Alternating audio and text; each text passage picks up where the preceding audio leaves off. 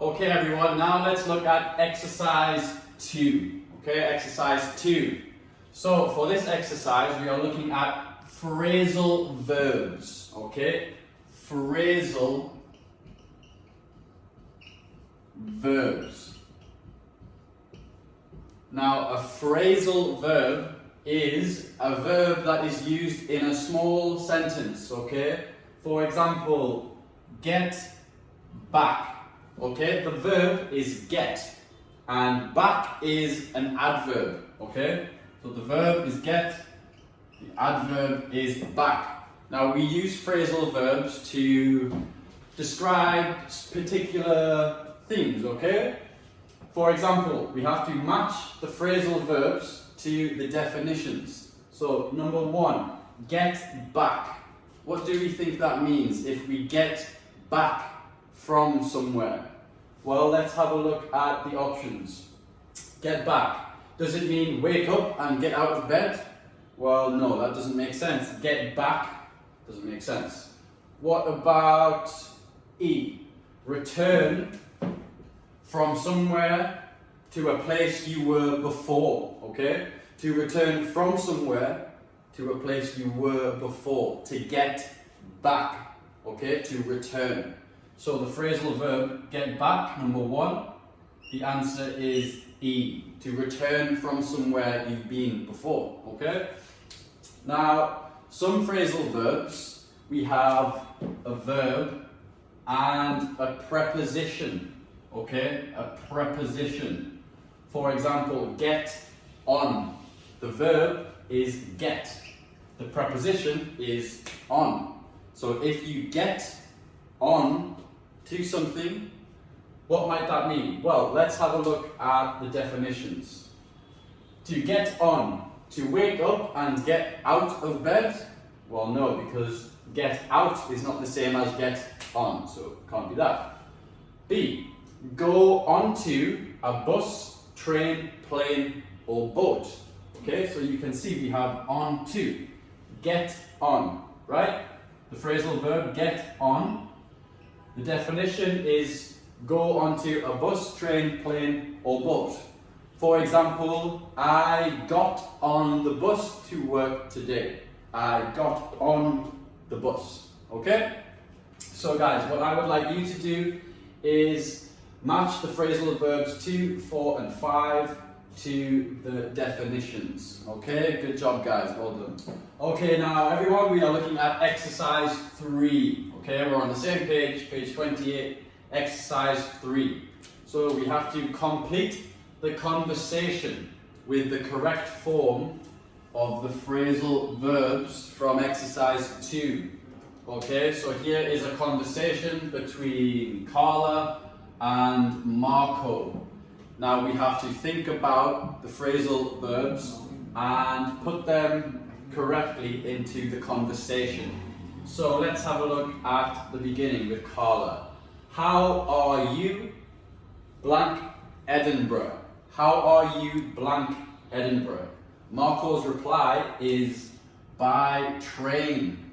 Okay, so Carla must be asking how Marco is traveling to Edinburgh. How is Marco traveling to Edinburgh? Well, remember the phrasal verb get to, okay? Get to Edinburgh.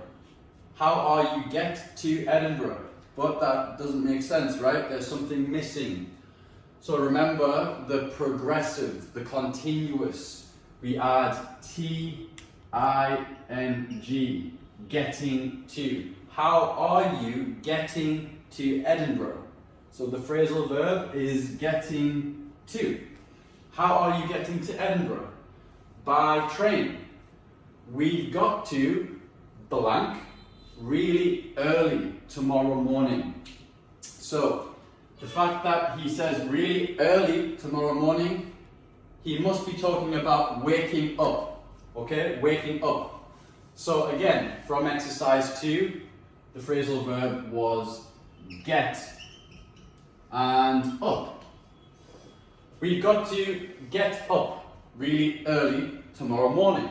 So The phrasal verb is get up. Okay, what time are they getting up? Or what time are they waking up? Really early tomorrow morning.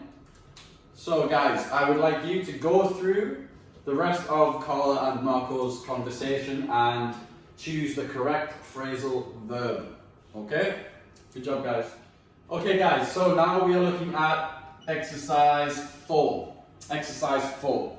So this exercise, we are looking at the present continuous. Okay, the present continuous, the progressive. You should remember this. The continuous is normally ing, okay? We add ing to the end of the verb because it is an action in progress. It's happening now. The present continuous. It's happening right now and it's in progress, okay? So, we have to look at the sentences and choose the correct present continuous form of the verb, okay? So, let's look at number 1. Laura blank meet her mum in a cafe. So, the verb is meet. Now, how do we change meet to be a present continuous verb? How do we change it? Well, yes, you guys know this. We add ing to the end. Okay? Laura meeting. Laura meeting her mum in a cafe. But there's something missing. Remember, it's the present continuous. So, Laura is. It's happening now. Laura is meeting her mum in a cafe. Okay, so we are using the present with is and the continuous with ing, meeting her mum in a cafe. Okay, let's look at number 2. Stefan and his dad play tennis. So the verb is play. Okay, again, how do we turn play into continuous? We add ing. So playing. Stefan and his dad playing tennis. Now again, guys, there's something missing. It's the present, okay? But there is 1, 2 people, Stefan and his dad. So we don't use is. What do we use? That's right, are. We use are because there's more than one person. So Stefan and his dad are playing tennis. Okay, that makes sense. We've used the present continuous. Okay, so guys, what I would like you to do is go through number 3, 4, 5 and 6 and choose the correct present continuous form of the verb. Then, once you've done that, you can look at these pictures and decide which sentence goes with which picture. Okay? Excellent, guys. Good job. Okay, everyone. So now we are on the next page, page 29. Okay? Page 29. And we are doing exercise 5. So, we have to put the words in the right order to make a sentence. So, let's look at 0. Okay, we have words in the wrong order. We have flying 10th of where the to Mexico on May. Doesn't make any sense. So you have to reorder the sentence so that it makes sense. So here we have we're flying to Mexico on the 10th of May. That makes sense. That's in the right order. So let's look at number 1 and do it together. Okay. My grandparents for July the on 16th lunch meeting I'm of. Makes no sense. So, which order does it go in? Well, a good way of starting, remember, every sentence starts with a capital letter. So, the capital letter is I'm, okay? I'm. What comes next? Well, maybe it's the present continuous verb. I'm meeting. Okay, I'm meeting. Who am I meeting? Well, grandparents. Okay, that's the person in the word. So, I'm meeting my grandparents.